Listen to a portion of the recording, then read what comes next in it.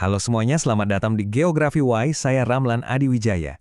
Oke, hari ini kita bakal bahas satu jalur air yang, wah penting banget. Ini bisa dibilang arteri utama buat ekonomi global.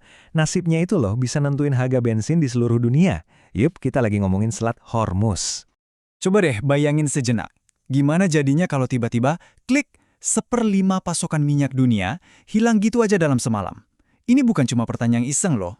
Karena kemungkinan itu, ya, nyata banget. Dan jawabannya pusat dari semua risiko ini ada di satu jalur laut yang super penting, tapi sekaligus super rentan. Nah, inilah yang bakal kita kupas tuntas sekarang. Oke, kita mulai dari dasarnya dulu ya. Kenapa sih Selat Hormuz ini sepenting itu? Anggap aja, selat ini kayak arteri utama buat energi dunia.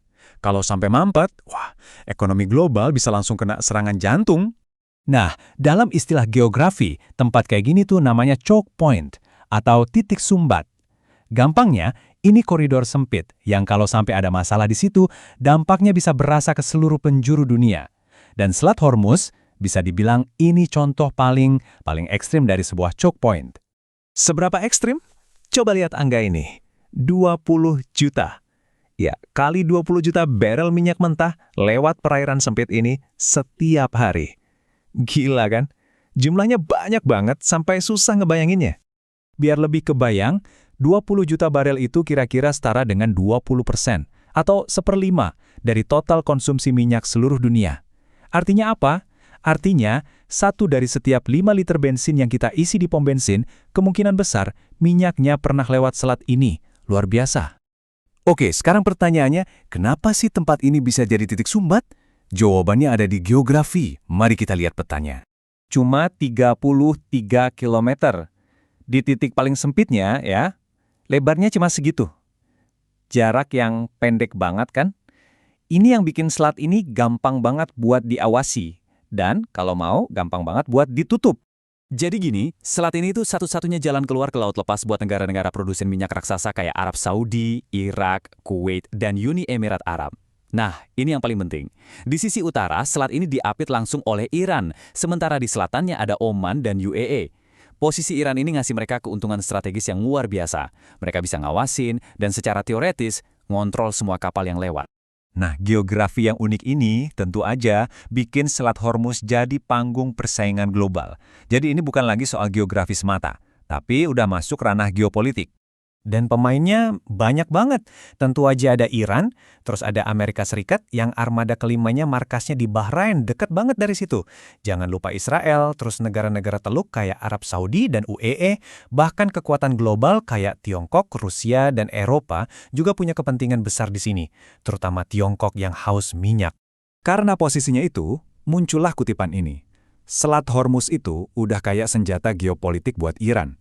Jadi gini, ketika Iran merasa tertekan, misalnya karena sanksi internasional atau ancaman militer, mereka punya kartu truf. Apa itu? Ya, ancaman buat menutup selat ini. Kemampuan buat gangguin 20% aliran minyak dunia itu jadi daya tawar yang, wow, kuat banget. Nah, yang bikin situasi di sini jadi tegang banget itu karena ada dua strategi militer yang beda total. Di satu sisi, ada Amerika Serikat dengan kekuatan konvensionalnya, kapal induk raksasa, kapal perusak, pertahanan rudal canggih. Nah, di sisi lain, Iran. Mereka sadar nggak bisa lawan AS satu lawan satu. Jadi mereka pakai apa yang disebut strategi asimetris. Mereka pakai kapal-kapal serang cepat yang kecil, ranjau laut, rudal anti kapal, drone, dan kapal selam kecil. Tujuannya bukan buat ngalahin kapal induk, tapi buat bikin pelayaran di selat itu jadi sangat berisiko dan berbahaya. Terus, gimana kalau ketegangan militer ini beneran meledak? Apa dampaknya ke ekonomi kita semua? Jawabannya, ya singkat aja, krisis. Para analis udah ngitung-ngitung nih, kalau ada gangguan sebentar aja, harga minyak bisa langsung loncat ke $120 per barel. Dan kalau skenarionya lebih ekstrim, misalnya konflik besar, harga bisa tembus $200 atau bahkan lebih. Ini bukan cuma soal harga bensin naik ya, ini bisa memicu inflasi gila-gilaan di seluruh dunia dan bahkan resesi ekonomi global. Dan dampaknya, ini bakal paling parah dirasain sama negara-negara di Asia. Kita lihat aja daftarnya, Tiongkok, India, Jepang, Korea Selatan. Semua ini negara industri raksasa yang ekonominya sangat-sangat bergantung sama pasokan energi yang lewat Selat Hormuz. Jadi buat mereka, stabilitas di selat ini bukan cuma urusan luar negeri, tapi udah jadi masalah keamanan ekonomi nasional. Oke, jadi kalau gitu, apa aja sih kemungkinan yang bisa terjadi di masa depan? Para ahli biasanya melihat ada 4 skenario utama, dari yang ringan sampai yang paling parah. Skenario pertama, konflik terbatas. Ini kayak serangan-serangan kecil ke kapal atau drone, tapi selatnya sendiri tetap kebuka.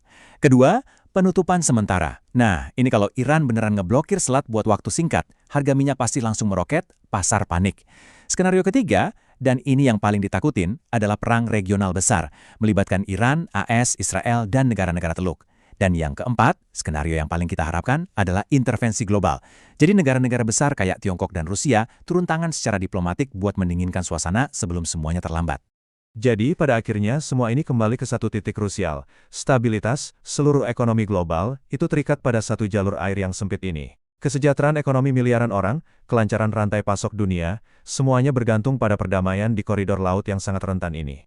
Jadi, buat kita rangkum ya, ada 4 poin utama kenapa selat ini penting banget. Pertama, dia itu urat nadi energi, 1/5 minyak dunia lewat sini. Kedua, kerentanan geografisnya, karena sempit jadi gampang diganggu. Ketiga, ini titik nyala geopolitik, tempat persaingan Iran sama Barat. Dan keempat, efek domino ekonominya, konflik di sini bisa bikin krisis global. Nah, ini ninggalin kita semua dengan satu pertanyaan besar buat dipikirin. Di dunia yang sekarang serba terhubung, seberapa tangguh sih sebenarnya ekonomi global kita ini?